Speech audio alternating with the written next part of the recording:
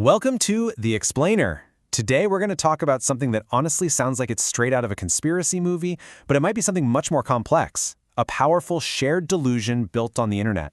We're diving deep into the world of gang stalking. And let's just start right here. This quote from an online forum really gets to the absolute heart of what we're talking about today. It's that feeling of immense relief when you find out you're not alone, especially when your experience is, well, terrifying and hard to explain. Okay, so to even start to get our heads around this, we have to see it from their perspective, from the inside. People who believe this is happening to them call themselves TIs, which stands for Targeted Individuals. So if you're a targeted individual, these are generally the core beliefs. But here's where it gets really tricky. You can see how this creates this perfect, unbreakable loop, right? Once you're in this mindset, anyone who tries to tell you otherwise, your best friend, your family, even a doctor, they're not just disagreeing, no, they become part of the conspiracy, which just pushes you deeper in. So that's the view from the inside. But what happens when we step back and look at this through a more clinical lens? The research we're digging into today does exactly that, framing it from a mental health perspective. And it turns out there's a clinical term for an experience like this: delusional disorder, the persecutory type. I mean, just read that definition. The parallels to what targeted individuals describe are, well, they're impossible to ignore. It lines up almost perfectly. And this next point is absolutely crucial. This is different from something like schizophrenia. With delusional disorder, a person can be completely high-functioning in every other part of their life. Their thinking is organized, they can hold a job, have relationships.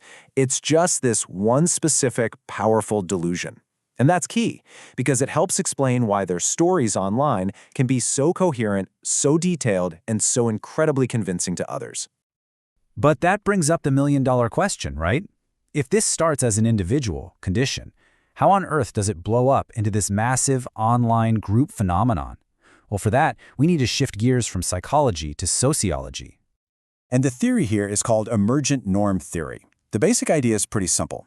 When a bunch of people are confused, anxious, and uncertain, they start looking around at each other for clues on how to act and what to believe. And out of that confusion, a new shared belief, a new norm, just sort of emerges.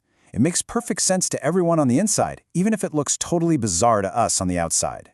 You can literally watch this happen online, step by step. First, it starts with one person's vague, uneasy feeling. Is someone watching me? Then they go online looking for answers. They find these forums, and they start reading what everyone else is saying, and that's when they find it, the gang stalking story. It's a concrete answer for their abstract fear. That becomes the new norm, and from there, it's just a cycle.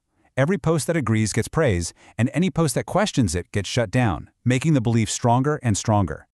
And what's fascinating is that not everyone in these groups is there for the same reason. The research actually breaks it down. You've got your ego involved. These are the leaders, the true believers. Then you have the concerned, who are like loyal followers. Some are just insecure, looking for a place to belong. And then you have the onlookers, the spectators, and even exploiters, trolls, who are just there to stir the pot. Okay, so we've seen how it happens. We have the psychological diagnosis, we have the sociological theory, but that still doesn't get to the heart of it. It doesn't answer the most human question of all. Why? What deep, powerful need is this filling for people? I mean, it's a huge question, isn't it? Why would anyone choose to believe in a reality that is, by its very definition, completely and utterly terrifying? And the answer, when you boil it all down, is so incredibly simple and so profoundly human. It's the need to feel understood. You see, these online communities, they perform a kind of psychological magic trick. They take that vague, isolating, unnerving fear that a person is feeling all alone, and they transform it into a shared, determined, and even righteous anger. Suddenly you're not a lone, confused victim anymore. You're a fighter. You're part of a cause. And there's a psychological framework for this. It's called relational theory, and it basically says that our entire sense of reality is built with other people. We all have this fundamental, totally healthy drive to find others who see the world the way we do, to have our experience validated. That drive is there even if the reality being shared is, in fact, a delusion. So when you put all of these pieces together, you realize this isn't just some weird fringe thing on the internet. It's actually a serious, modern challenge created by our hyper-connected world. And this is really the key takeaway, the central paradox of this whole thing. The very online groups that bring so much relief and validation also build these impenetrable walls that lock the delusion in place. The source material calls it a shadow of a real relationship. It's a connection, sure, but it's only focused on the delusion, and that makes it almost impossible for family, friends, or doctors to break through.